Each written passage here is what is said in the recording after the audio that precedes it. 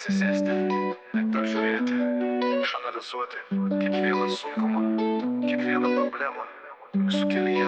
Dažnai jūs jau mokate išeiti iš šių situacijų ir jums pavyksta padaryti didelius žingsnius į šviesą. Kai kurie vis dar pasirenka likti vietoje, nors sprendimai būna jums tiesiai prieš akis.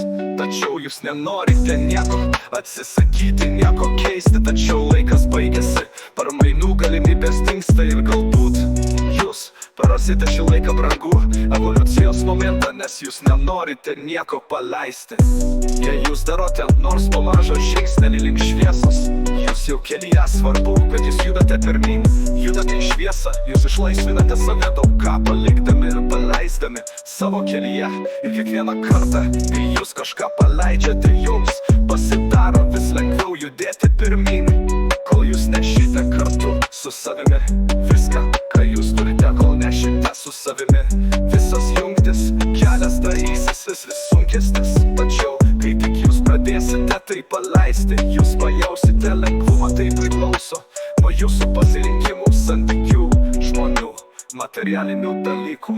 Pradėkite paleisti viską, kas neatrodo svarbu jūsų kelyje. Paleiskite tai, kas jūs pririša prie kažkokių situacijų, kažkokių vietų, kas trukdo jums judėti pirmyn. Tuomet jūs pamatysite, koks gražus ir apšviestas taps jūsų kelias. Nusimeskite nuo savęs naštą, gyvenkite taip, lyg niekas jūsų nelaikytų. Kas jūs laiko, kas kelia jums skausmą, kodėl jūs vis dar laikote save savo sukurtame kalėjime. Pagalvokite apie tai, jei jums reikia patarimo, prašykite natūrios meilės ir šviesos būtybės jums padėti. Tiesiog įsivaizduokite, kaip ištiesite ranką ir jūsų ranką paima šviesos būtybė. Tuo metu paprašykite parodyti visus žmones, visas situacijas, kurias jums reikia paleisti, ir jūs tikrai suprasite, jums bus parodyta su meile ir šviesa.